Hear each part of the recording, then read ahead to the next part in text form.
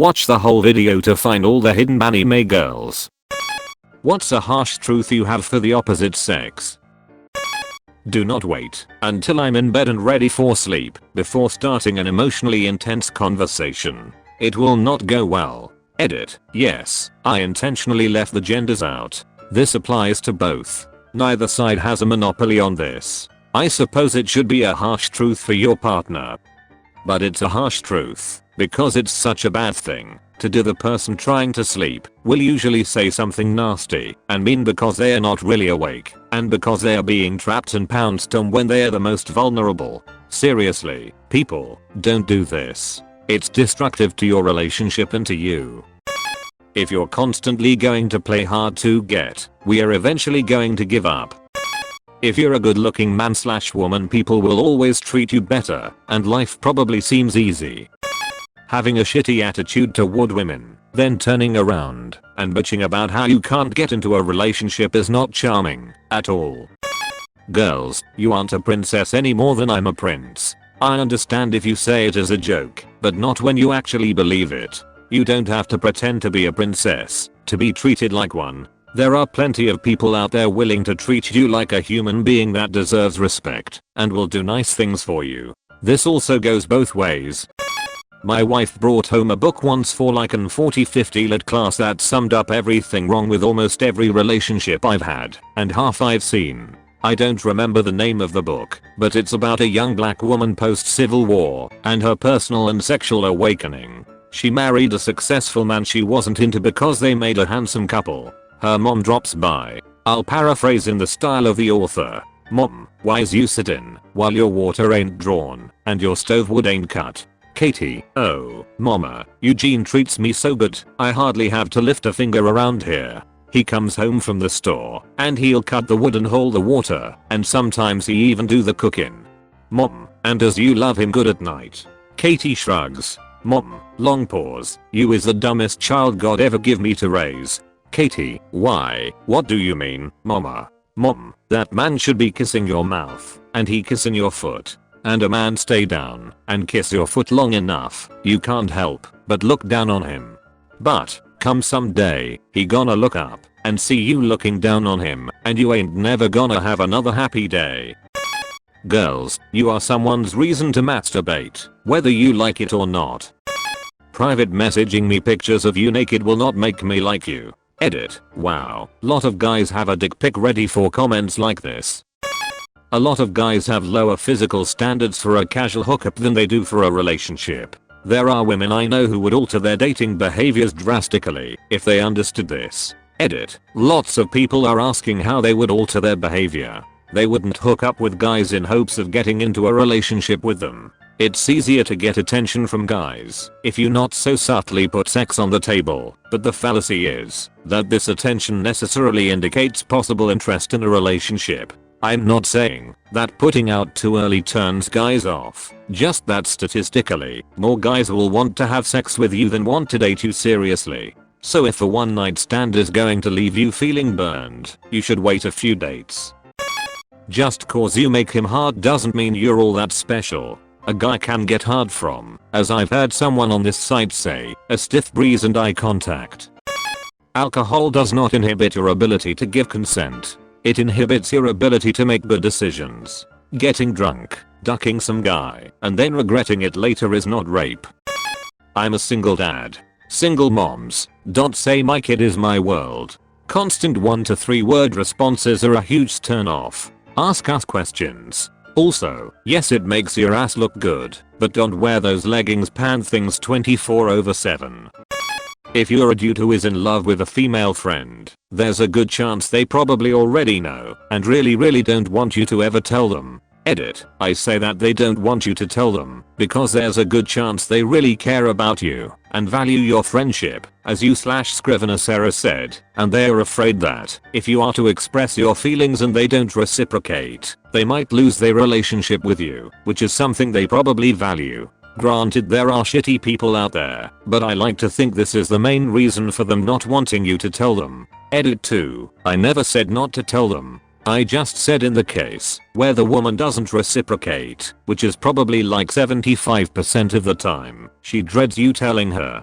but it would probably be better for your emotional health to do it anyways.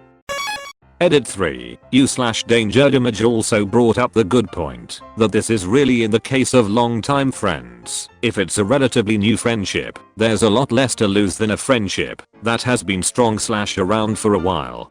Disclaimer, I'm not saying this is the personal attitude I take towards situations like this, just that it is something that happens frequently, regardless of whether or not it's a shitty way to act.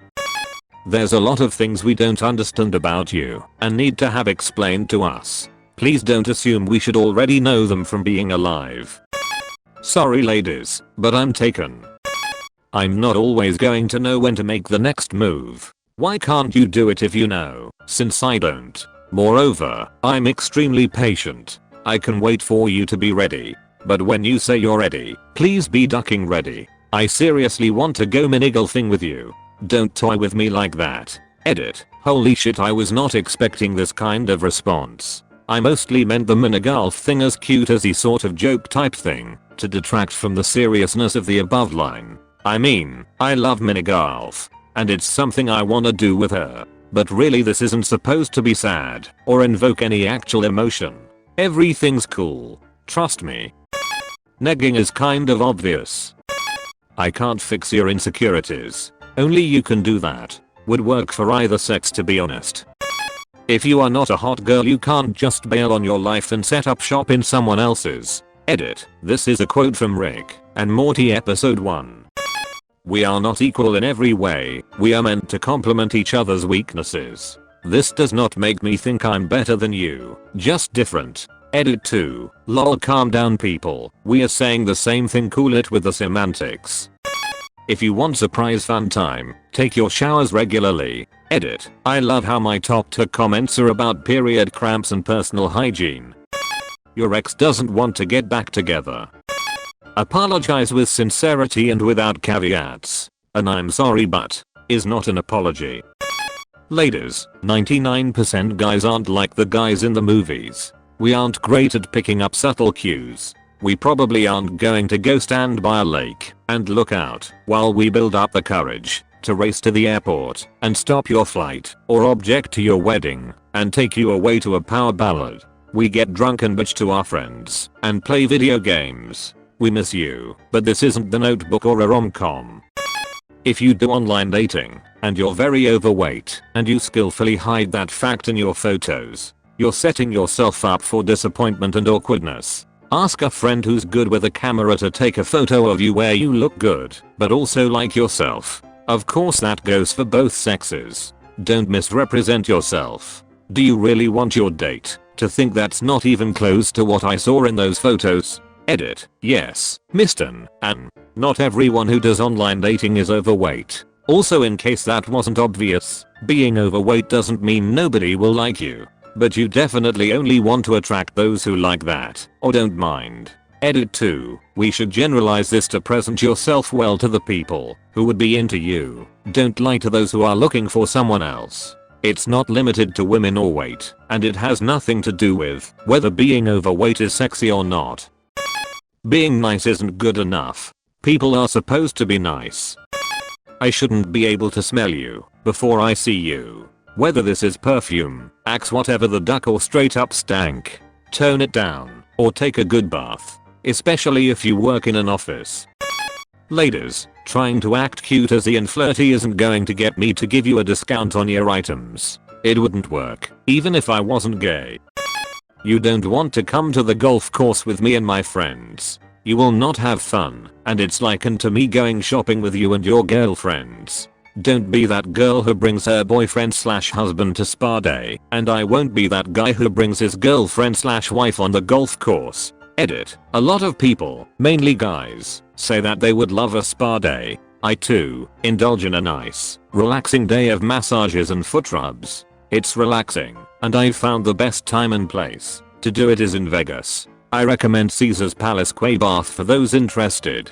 A few others have voiced that couples golf is fun as well. I've tried this, and our spouses left after the 4th hole for the bar, since they were bored, and the question of asking to tag along at the course ceased after that. Now, to include our significant others, we plan trips together. A group of us, 4 to 6 couples plan a trip to Vegas, the beach, or other destinations that have golf courses and malls, spas, wine bars, or whatever for the ladies. We wake up, have breakfast together as a group, and the guys go golfing, and the women do their thing. When we finish golfing, we can meet up with the girls and everybody is happy and back together again. The main point here is that guys enjoy the 5 hours we get to ourselves to talk about shit we really can't talk about in mixed company. Old stories, new troubles, the beer cart girl, etc etc. It's therapeutic in a sense. My significant other and I have a very healthy, balanced relationship.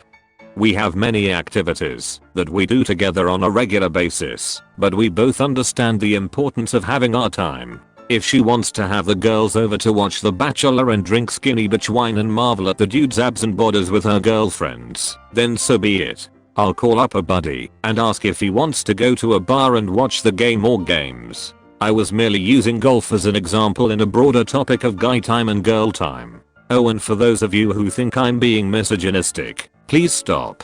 The PC police are no longer accepting applications. You're reaching for something that isn't there. Not all guys are the same. You just keep chasing the same guys. Men. Sometimes women fake orgasms. It happens. And usually it happens because the woman wants you to know that she's enjoying herself and wants you to feel good about yourself. She likely grew up hearing that that's just what she's supposed to do. It can be a very sensitive topic, especially for those who are young and inexperienced, even if you've been in a relationship for a while and have built up mutual trust. If your woman admits that she can't orgasm or has difficulty orgasming, try to understand her point of view. She's not attacking your ego. It's not that she didn't trust you enough earlier in the relationship to tell you. People open up at different rates, and you should respect that. Edit. Since there seems to be some confusion, I also believe that the best way to avoid this is to communicate with your partner up front. The point I was attempting to make was to be willing to work with your significant other if they admit down the line that they've been faking orgasms. Relationships are a learning experience. Mistakes are made all the time. Coming clean about not orgasming and wanting to work on it should not be a major point of conflict in your relationship. Your beauty will fade. Your assets will sag. The dating market changes drastically between ages 20 and 30 against your favor. If you're still looking for a man at 30 and you still act like you are and look 19, it's really just sad. If you're fat, there's literally nothing you can do to make yourself look attractive. A little bit of empathy goes a long way. Please do not dismiss us when we tell you about our fears/insecurities/problems, even if it is hard for you to relate to. Comment what the best or worst story was. Also remember to subscribe for more Reddit and anime girls.